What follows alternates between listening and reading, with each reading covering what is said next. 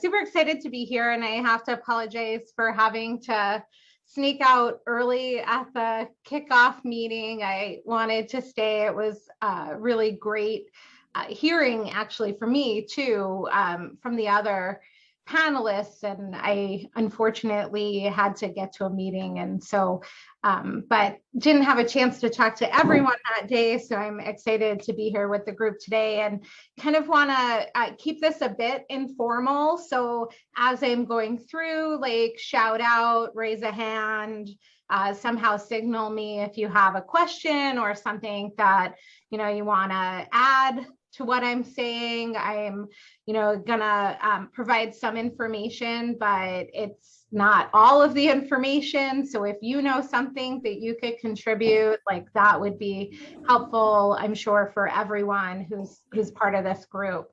And then at the end, I have a little activity that we'll do together to try and get us all involved in the 82nd legislative session. So with that, I'm going to share my screen, and hopefully this works.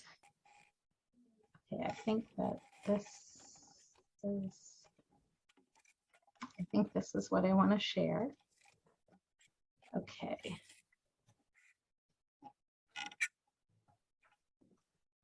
I'm trying to get it to show the, okay, wait. Okay, Joanna, is that correct? Yeah, perfect. Okay, awesome. So, and I'm hoping that I'm looking in the right place as well, but I'll be looking at my slides too. So, so what I wanted to do today was just kind of, as you start kind of down this path, and so some of this will be new to some of you, some of this will be more of a review to some of you, but just to kind of lay that foundation of some of the kind of key federal as well as then state legislation that's been enacted over time in support of affordable housing. So again, I'm not going to touch on everything. We wouldn't have enough time, nor do I purport to know all of it, but just wanted to highlight at least some key laws and programs that we utilize and that you'll hear about as you become more and more involved in this field.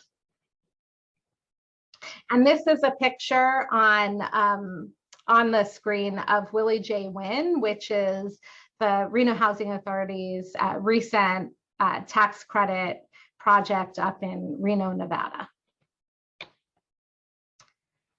So as mentioned, I just kind of want to start at the national level with a little bit of background. So when the federal government first started to get involved in the housing industry at a national level, it was really more on the homeownership side.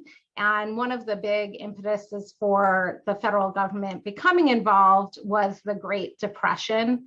And so during the Great Depression, as we all know, a lot of people lost their jobs, they became financially unstable, and it was leading to a large amount of foreclosures and loan loss in that industry. And so the federal government stepped in and created what's called the Homeowners Loan Corporation in 1933. And really the purpose of the corporation was to go out and help refinance existing mortgages. And so some of the things that the corporation did that we're still enjoying today is this was really kind of the first instance where we saw longer term mortgages in the industry. So going from like a 10 or 15-year term to like a 30-year loan term, creating more stabilization in terms of interest rates.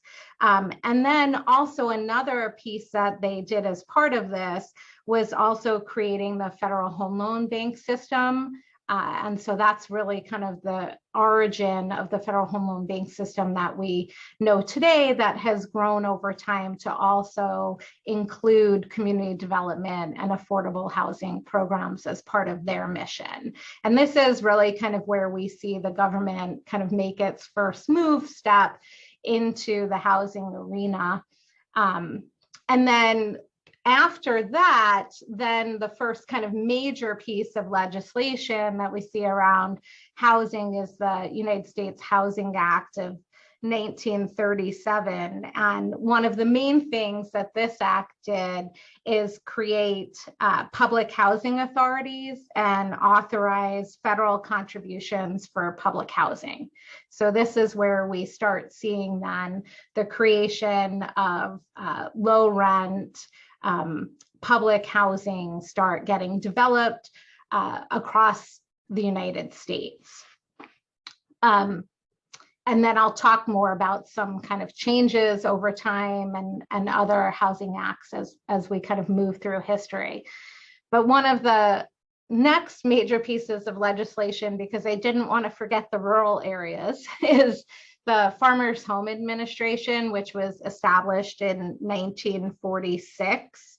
And really over time, we see that the Farmers Home Administration, which was set up initially to really make investment both in housing and community facilities and farms in rural areas, evolves over time into the USDA and then into USDA Rural Development. And USDA Rural Development, a lot of times when we're talking about affordable housing, kind of don't talk about that piece as much, but USDA really is a driver of affordable housing in rural areas. And we have a lot of properties in the state of Nevada, multifamily properties that have benefited either from direct loans from USDA or loan guarantees from USDA in order to develop affordable rental housing throughout our rural communities. And along with that, most of them include USDA rental assistance, which helps keep the rents affordable to rural families and individuals. And then the other big thing that USDA does is direct loans for single family home buyers. So that has been a program that has really been helpful in moving many of our rural, lower income rural residents into home ownership. So I just wanted to make sure that I kind of touched on that as well, because I feel like a lot of times we talk about HUD and US Treasury and those types of programs, but there is kind of this whole housing piece that has evolved over time at USDA as well, that we still utilize to help drive affordable housing in the rural areas, both on the home ownership and rental side.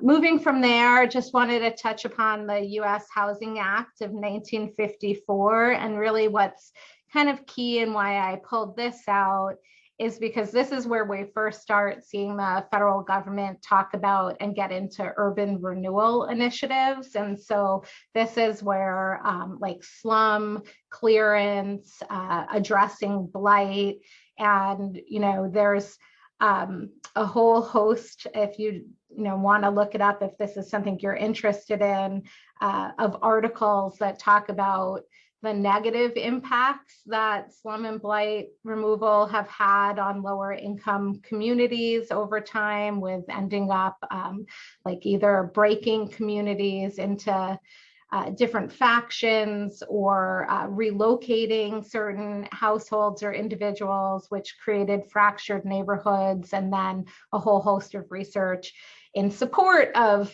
urban renewal and the revitalization and regentrification of some of the neighborhoods that have benefited from it. So it's an area that has been hotly studied and is like an important period in affordable housing and in community development in general. And so that's why I wanted to kind of highlight that as part of what we're talking about too. And then finally, kind of from the earlier part of the 20th century talk about the HUD Act of 1965. And really this did two things. One, it established the US Department of Housing and Urban Development, which, as we know, is kind of the main funder of a lot of affordable housing and community development programs, and then also elevated then the Secretary of HUD to a cabinet level position, so that it really reinforced that there was this federal focus on housing and urban development, and then also the focus of the agency itself. And then the other thing that it did was really create what evolved over time into the Section 8 Housing Assistance Payments Program. So, and since that's kind of a major program in the housing arena, I wanted to highlight that act. Just kind of continuing that and shifting towards the latter half of the 20th century and then into the 21st century, the low-income housing tax credit is one of the key programs that you'll hear about if you're working in this industry. It's actually like the largest driver of affordable housing finance for rental projects. It was created in 1986 as part of the Tax Reform Act of 1986. And really what happened at that time was the federal government was making changes in the banking industry that disincentivized a lot of investment into multifamily housing. And so to kind of offset those disincentives, they created this incentive in the tax code, which would allow private investors to receive a federal income tax credit for their eligible investments in affordable rental housing. And almost all of the affordable housing, rental housing that moves forward in our state includes either what's funded through the 9% low-income housing tax credit competitive program, or the 4% low-income housing tax credit, which is then an automatic credit that is provided if you're financing your multifamily property through tax-exempt debt and it meets certain requirements. After that, I wanted to highlight the Cranston-Gonzalez National Affordable Housing Act of 1990. And does anyone know why, so that we can make this a little more interactive, anyone know why I wanted to highlight that? No. So the Cranston-Gonzalez National Housing Act of 1990, the main reason why I want to highlight it is because it created the HOME program. And so the HOME program is the largest federal grant program geared towards affordable housing. And so most of the projects, again, in our state, because in our state, the property tax exemption is tied to receipt of home funds. Most of the affordable housing projects in our state also receive home funds as part of their financing. So then kind of moving on from there, the Hope 6 program, which was launched in 1992, really was very valuable to public housing authorities and provided an avenue for public housing authorities to refinance properties that had become obsolete, that needed to be demolished because of either habitability issues or they had just declined over time and needed to be removed from the housing stock, and created an avenue for doing that, and then kind of reinvesting on those public housing sites in like mixed use, mixed finance new housing developments that in many cases became kind of anchors for their community in terms of revitalizing and regenerating those neighborhoods. And then I also just kind of, because we're talking about public housing, included the Faircloth limit, which was enacted in 1998. And what this did was there was an amendment that was brought forward by an amendment to the U.S. Housing Act of 1937 that was brought forward by a senator whose last name was Faircloth, thus the Faircloth Amendment and Faircloth Limit. And what he said is basically, we're not going to build any more public housing. And so once this amendment passed, it prevented the federal government from investing in the creation of any new public housing units. So every public housing authority at that point in time, which was October 1st of 1999, the number of public housing units that they had under their annual contributions contract with HUD was kind of frozen at that point in time. And basically, there hasn't been any new investment, and I'll kind of talk about that a little bit, but in public housing, in new public housing units since the Faircloth Amendment. Then moving to the early 21st century, we had the Great Recession at the beginning of the 21st century, when the housing market, unfortunately, we hit that bubble and that bubble popped, and there were a lot of impacts both to the single family housing market, but also to the rental housing market. And so one of the regulations that was put into place was the Housing and Economic Recovery Act of 2008. And it did a couple of things for our industry, actually some really good things. So for the 9% low-income housing tax credit, the 9% rate had always fluctuated in the past. So even though it was called the 9% low-income housing tax credit and generally funded about 70% of the cost of the project through that equity investment, it was never fixed at 9%, so it would fluctuate from month to month. So some months it may be worth more, the credit, and some months it may be worth less, the credit. And so the Housing and Economic Recovery Act of 2008 fixed it at 9% so that you were gaining the full value of that credit for your affordable housing developments. And so that was like a great win for our industry. Another thing that it did was it also authorized or allowed for each state's housing finance agency to designate areas of the state for the basis boost. And so I don't want to get like too much into the weeds, but what this did was really allowed the state housing finance agencies to identify areas within their state where they knew that projects needed kind of extra incentive or investment to make those projects move forward.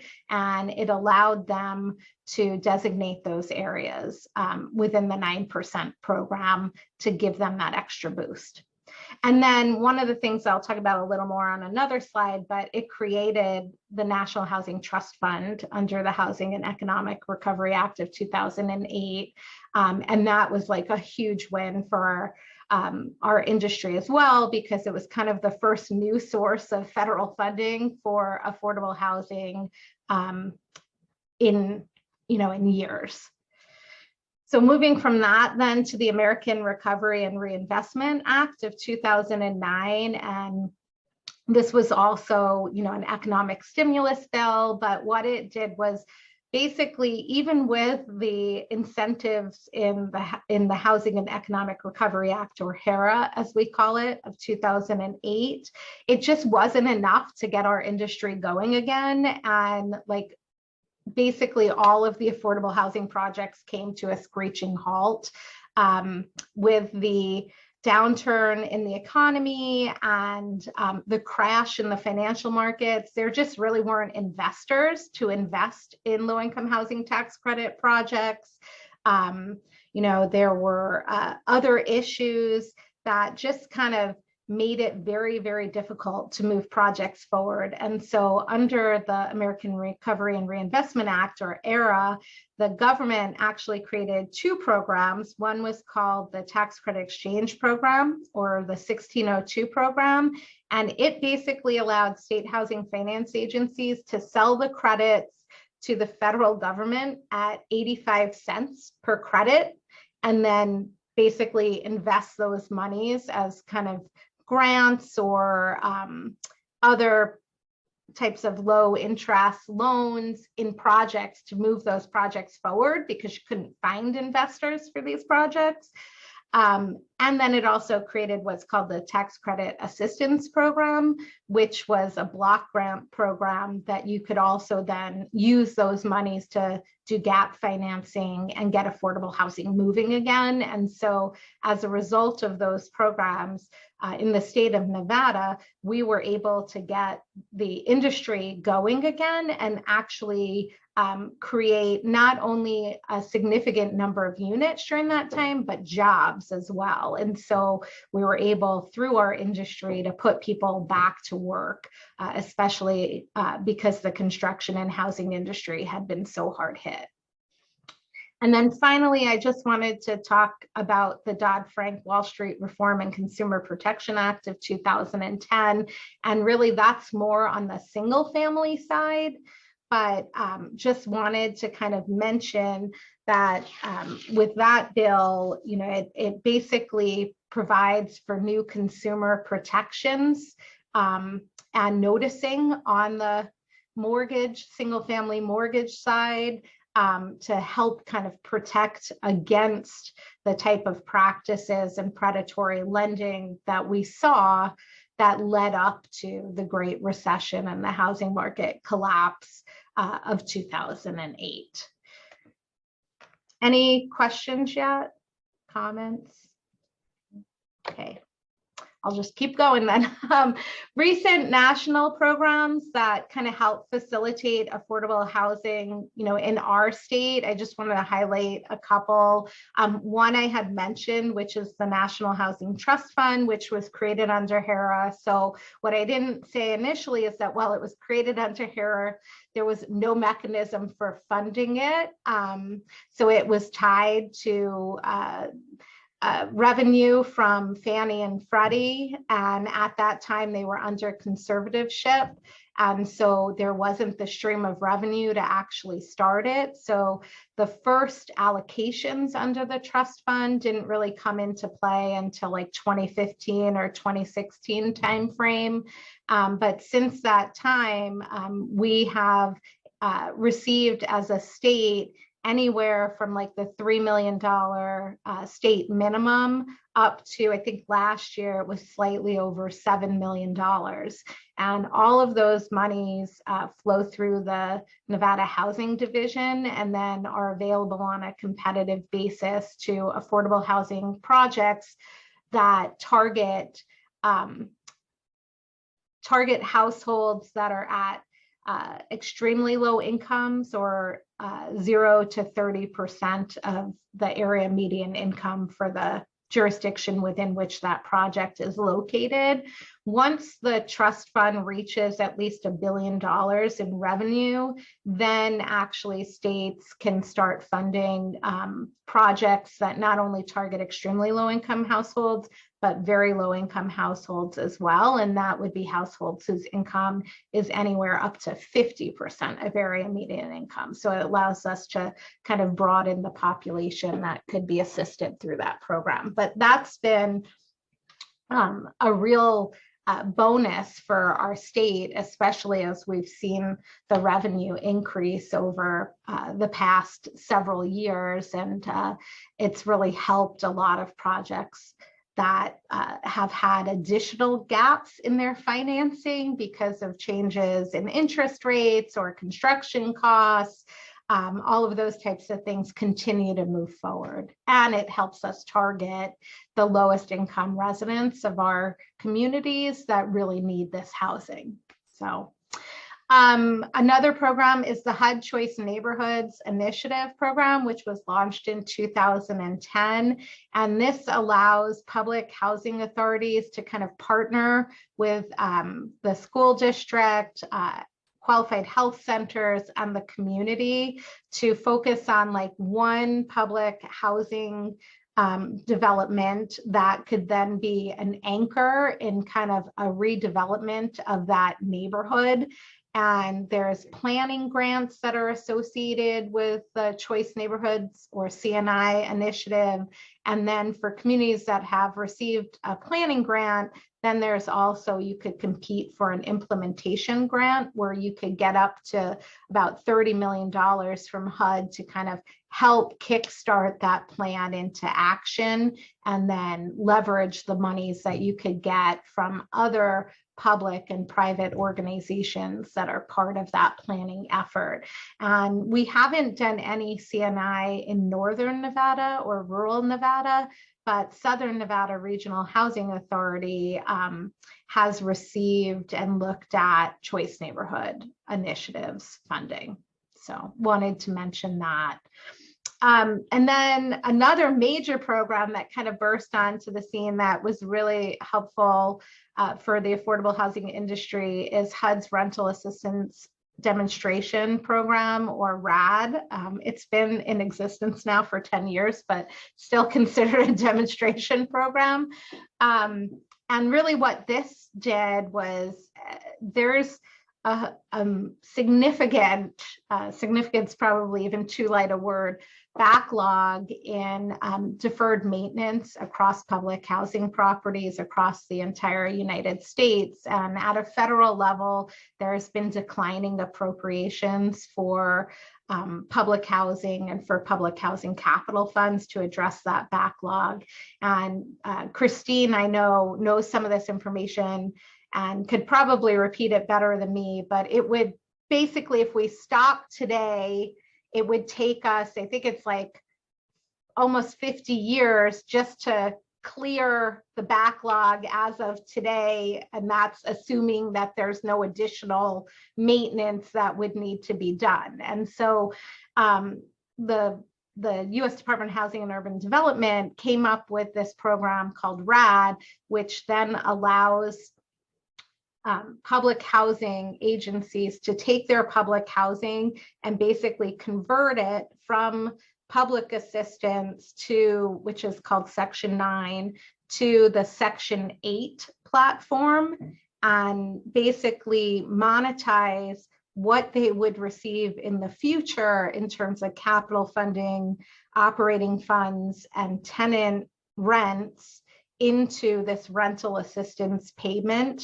And then what that does is then allows the public housing agency to leverage that and borrow private money to then renovate, rehabilitate, or redevelop public housing properties. And so this has been something that the Southern Nevada Regional Housing Authority has been utilizing to really help rehabilitate or redevelop their public housing portfolio. And I think they've done, and Jessica or Ina could probably help me with this, but it's at least 8 properties under RAD conversions where they've been able to really then kind of fully address the needs of that property and keep that property preserved for the next 30 to 50 years as safe,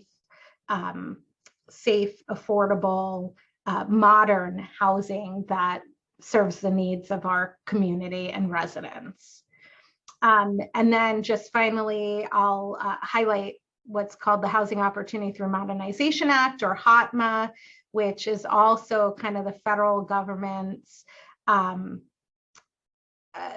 guess, stab at addressing a lot of issues with public housing programs and the Section 8 housing assistance program, and in a lot of ways makes it easier to project-base Section 8 vouchers, makes it easier for private properties to work with public housing authorities to receive project-based vouchers, to have site-based waiting lists, and some other incentives. So as you're kind of out talking to folks, you'll probably hear about these different programs and how projects are utilizing them to kind of push our industry forward in Nevada.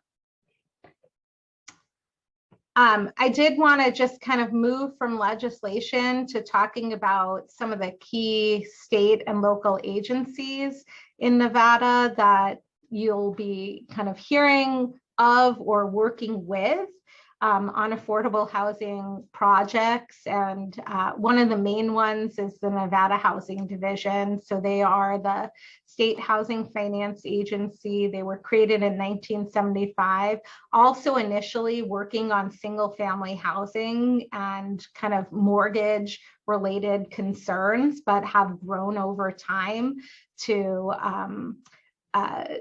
administer the low-income housing tax credit program.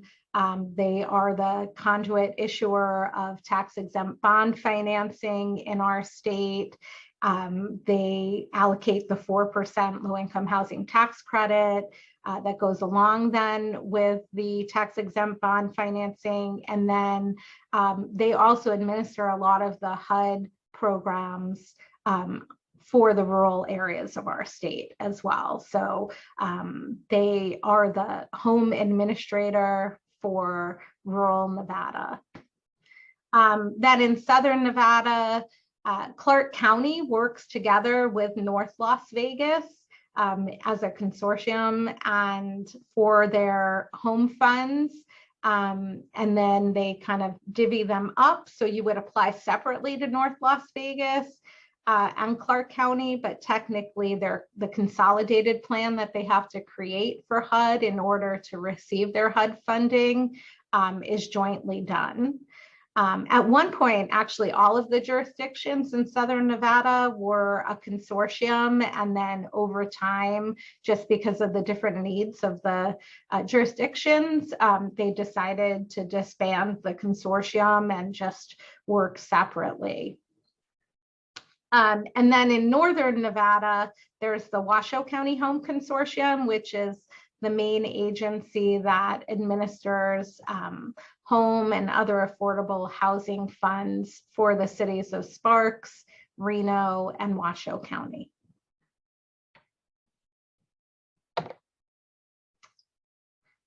And then the other main providers of affordable housing in our state are our public housing authorities. And so we are all created and operate under Nevada Revised Statutes, Chapter 315.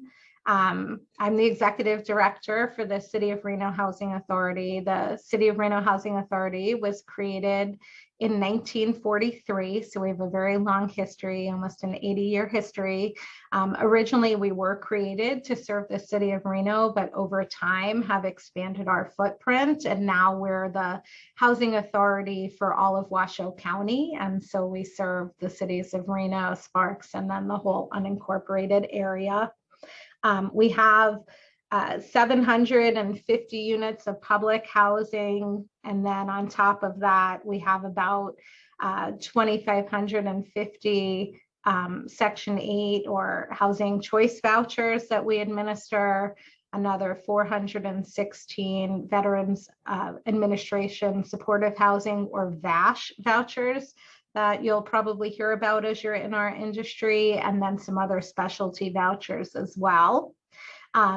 Then the Nevada Rural Housing Authority was created in 1973. It was originally part of the state of Nevada, but ultimately became its own quasi-governmental agency.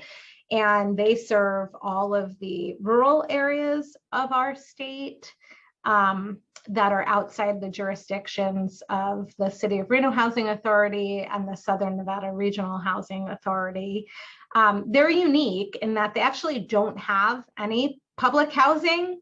They operate more like a housing finance agency, and so they run single family homebuyer programs, the mortgage credit certificate program, and they also are a developer of tax credit and USDA housing in rural areas of the state, but they do not have any public housing. And they also administer housing choice voucher programs. So they have about 1,490 Section 8 housing choice vouchers, and then just under 100 VASH vouchers that they administer.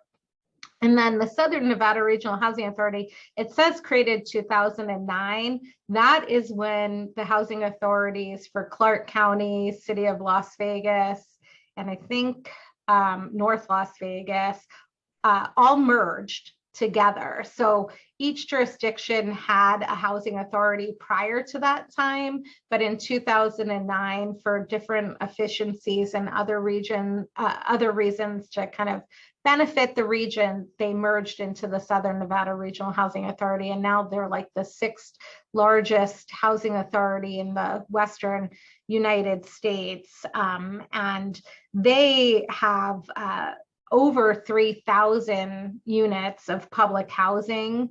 They have been utilizing RAD, so the number of public housing units that they have has actually decreased over time as they've moved from public housing through RAD conversions, but they have about a little over 925 units of RAD housing.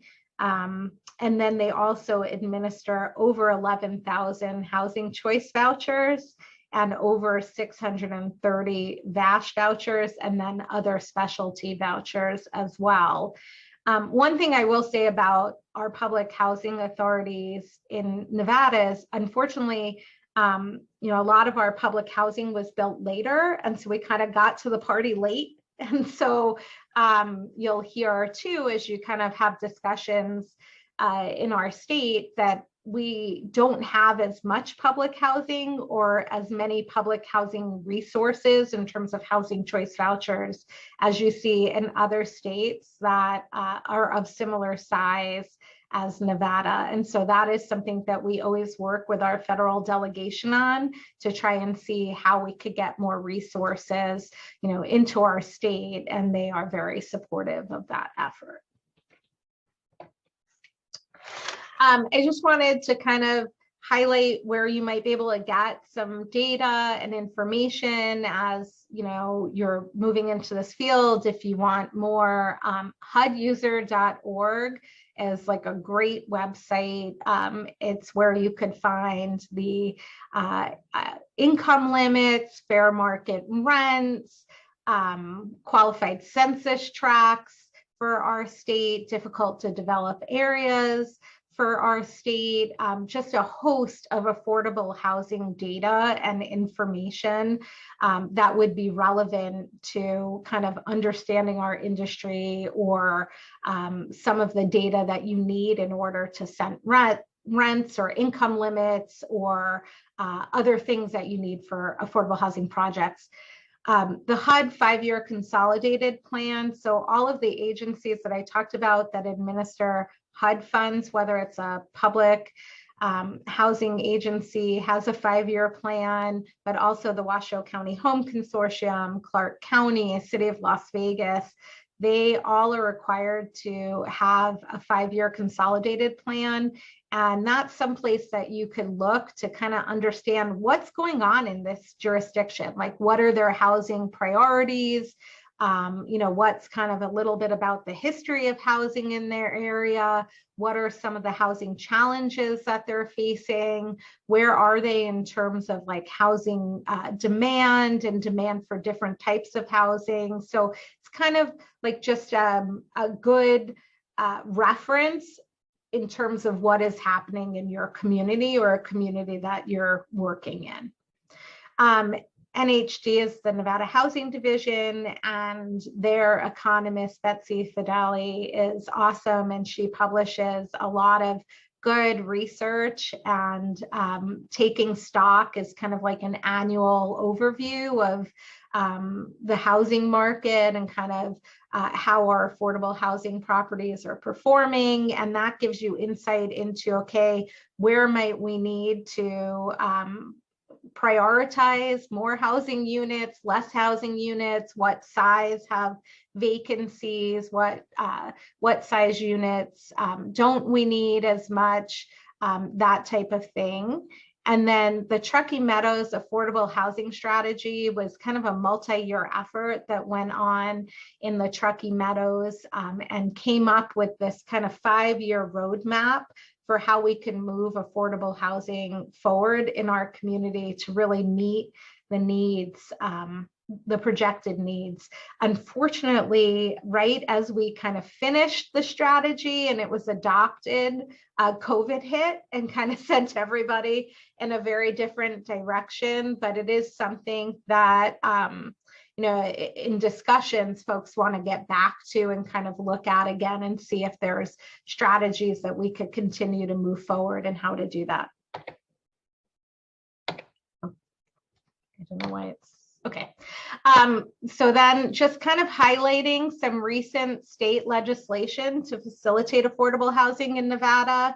I know it starts in like 1991. I wanted to definitely highlight NRS 361.82, which is the exemption for portions of qualified low-income housing projects. So this was like a major win for our industry in Nevada.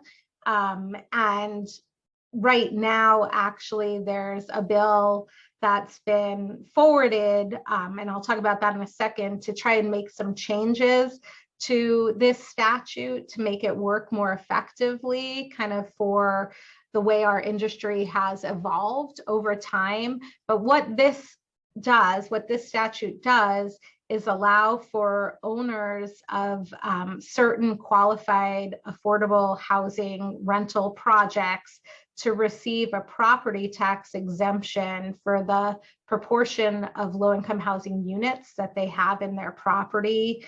And this is incredibly helpful and valuable to our industry, because a lot of times with the rents that we're able to charge for affordable housing, over time, they trend negatively, which means that at some point, you know, the cost of operating them exceeds the revenue that you're generating, and exempting property taxes allows them to operate more efficiently for a longer period of time and really operate as affordable housing. And so that was a big win for our industry. Then kind of jumping forward, in 2007, one of the key legislative initiatives was NRS 278.235, which created this annual housing progress report. So it was the first time that jurisdictions really had to report to our state government on an annual basis about what they were doing to try and incentivize and promote affordable housing within their jurisdictions. It only applies to jurisdictions that have that are required to do a housing element. So it doesn't apply to a lot of the rural areas, but it does apply to most of the major jurisdictions, both in southern and northern Nevada. And again, kind of makes them more accountable for providing incentives. And it gives them a list of incentives, and they have to select at least 6 from that list that they're going to focus on to try and propel affordable housing forward. Then in 2019, we had, it was a banner year for affordable housing. And so we got a couple of things through the legislature that really helped affordable housing in our state. One is the transferable tax credit, or the state housing tax credit, as we call it. And this was amended in 2021 to make it kind of more easily utilized. But what it does is allow for investors who pay certain taxes to buy this tax credit, and then that equity is invested in the affordable housing project, and they then receive a state tax credit for that equity investment in that affordable housing. So it really creates this new resource for affordable housing financing. So that was like a huge win. Also, unfortunately, because of COVID and because of some other changes, we haven't been able to really roll it out or fully utilize it yet. But I think the first project that incorporates the state housing tax credit just closed. And so hopefully that is the first of many to come. And originally it sunsetted after a couple of years, but in 2021, as part of those amendments, it was kind of made permanent. So that was great news too. Then in 2019, we also got the Advisory Committee on Housing. So we had previously had a state advisory committee on housing, and then under a prior administration, it was kind of disbanded. And so it was resurrected in 2019 through the state legislature. And one of the main things is not only that it creates this advisory committee that provides input to the state housing division on projects and programs, which is extremely valuable, but it also, as part of this legislation, we were provided a bill draft request that the advisory committee can utilize in legislative sessions. And so this legislative session, the Advisory Committee on Housing requested a bill draft request to make changes to the property tax exemption for affordable housing. At the same time, they recreated and resurrected the Private Activity Bond Council, which is helpful because then that bond council kind of has a better understanding of what's happening in our housing community and why we need a portion of the bond financing set aside to support affordable housing development. And then one that I thought was interesting that doesn't become effective until January of 2024 on the single family as well as the rental side was NRS 278.253, which requires ordinances for zoning of tiny houses.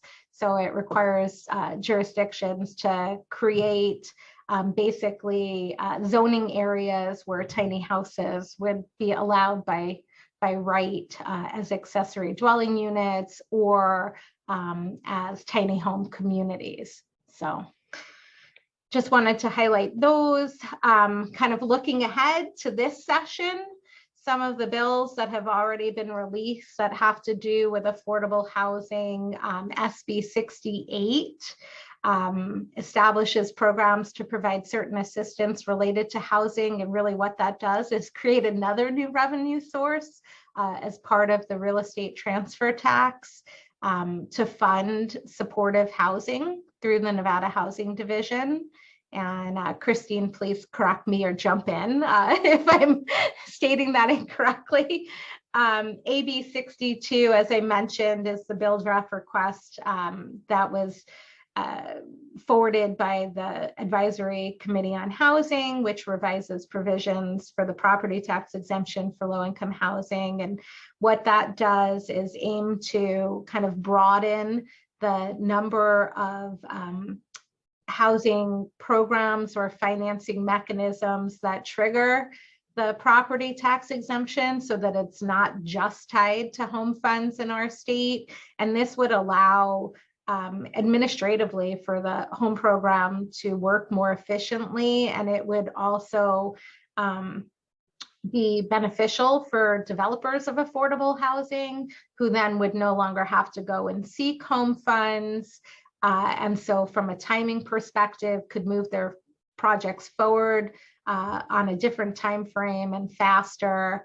And then also get that property tax exemption because they have different financing within their project. And then AB 10 authorizes the designation of a tax increment area for certain transportation and housing reinvestment purposes. And so that creates kind of like redevelopment areas where some of the money then has to be utilized to help push affordable housing forward. So just want to kind of highlight a couple of bills that have already dropped this session that are related to affordable housing. With that, I wanted to kind of introduce you to Nellis and how you could do some bill tracking during the session so that you could identify a couple of bills that you might be interested in tracking over the session. And then we could talk about them when we reconvene in a couple of weeks, kind of talk about where they are in the legislative process, why you've chosen to follow those bills, how you think they benefit either affordable housing or supportive services or a related field to affordable housing. And also because, I think sometimes when we think about the session, it's a lot of us don't know how to engage or get some of the information that we want. And so I wanted to make sure that everyone was aware of how to access Nellis and that you could register for some free bill tracking. So, and I saw there's a couple of things in the chat. So I just want to make sure I didn't miss. That's just me supporting you, Hilary. Okay. And your awesomeness. If I could keep up. Thank you. I know it's a lot of information to digest, and I will send this presentation out to Joanna, and then she'll send it to all of you too, so you could reference it. But Joanna, I was actually going to stop sharing, and then Joanna was going to start sharing her screen, and we were going to try and go through how to register for the bill tracking for her so that you could all kind of see how it works. So I'll stop sharing, Joanna, and then hopefully you could bring it up. I'm on mute and talking to myself. No, we can hear you. Oh, okay, good. Okay. So the first thing that you're going to do when you get to the internet is you're going to go to the state legislative website. And so it's just leg.state.nv.us. So if you can take that out, Joanna, and then just like take the app part out just so that we go to the.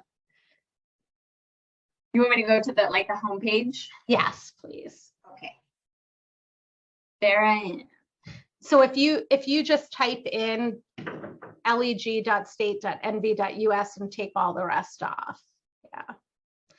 So when you get to this home screen, you'll see on the right-hand side, kind of towards the top, it says 82nd 2023 session. So if you click on where it says 82nd 2023 session, so if you click there, then you get to Nellis, which is the Nevada Electronic Legislative Information System.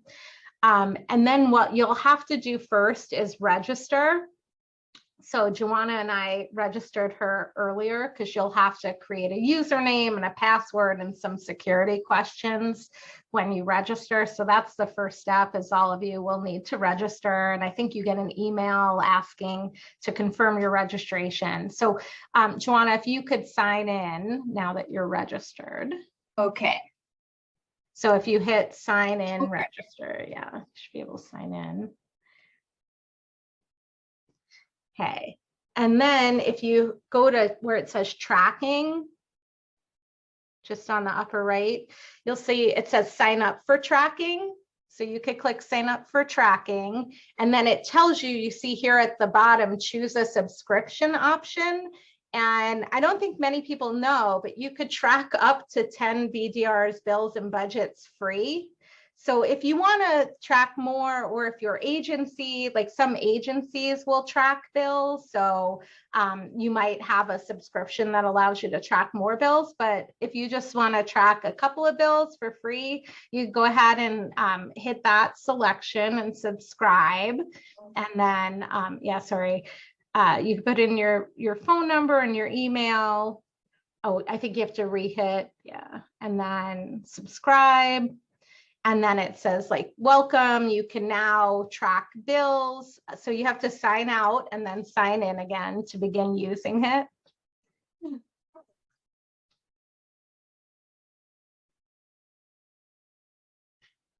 And then basically what you could do is when you go to tracking again, so then it'll add, like you'll see a new menu because it'll add bills that you're tracking. So if you go to legislation, and you go to all bills and resolutions, then you could filter. So if you put housing in there, like by text, just put housing and say apply filters, it'll bring up bills that are associated with housing. And then Joanna could now like click if there's something that she wants to track. You could click over on the right side of the screen and it'll add it to your you are now tracking this item. And so what happens is now you'll get emails that tell you like when it's going to committee, when it's being heard, if there's amendments that have been published to the bill, etc. So that if the bill dies and isn't moving forward in the session. So this way you could stay on top of any of the bills that you're interested in during this session. So, you know, again, I think we were talking about what might be a helpful activity kind of related to what I was talking about. And we'll send out some instructions too. It's kind of in one of my slides with the instructions, but for the next time, I think we're reconvening in a couple of weeks. So if everyone could register, track, you know, whatever bills again are of interest to you. And then we'll come back and kind of talk about what bills you're tracking, see as a group if, you know, a lot of folks are tracking the same bill and if they've made any progress thus far early in the session, but they may. And then kind of what led you to want to track those bills and why you think they're important. So. And with that, I will turn it back over to any comments, questions, items that you want to discuss. I know it was a lot of information. Like I said, I'll share the presentation. And I'm also, when we reconvene, you know, if you've had some time to think on something or, you know, want to have some time to digest and then ask those questions, you know, we'll have time for that too. Hilary. Yeah. Hi. Hi, Hi. How are you doing? So I'm just curious. You mentioned the USDA twice, and I used to be a lender, so I did USDA loans. Now they are not really into affordable housing, but they provide guaranteed loans for mortgage. And of all the federal agencies, because they fall under the Department of Agriculture. So which is interesting because they have something related to housing, and yet they are part of the Department of Agriculture. So do you know why that happened, and is there funding coming from HUD also, or? So USDA is separate from HUD, and they actually have USDA Rural Development, and USDA RD is active in funding affordable housing in the rural communities. And you actually have an expert because Aina has done several USDA transfer applications. And so there's not a lot of necessarily like new funding into rental housing, but a lot of the old USDA projects are getting reinvested in or re-syndicated. And as part of that, we work with USDA to transfer that low interest rate subsidized financing to the new project so that it could remain an affordable housing project. I see. Yeah. Okay. Thanks. That was awesome.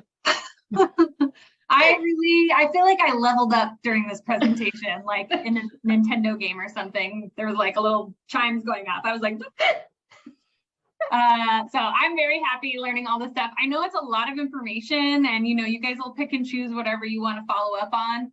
I'll send out the slides. I have a couple more resources just on policy stuff that I've just personally been turning to since I started this position, just to learn on my own, and some upcoming events and stuff just for you guys to pick and choose from. But thank you so much, Hilary. This really was so amazing.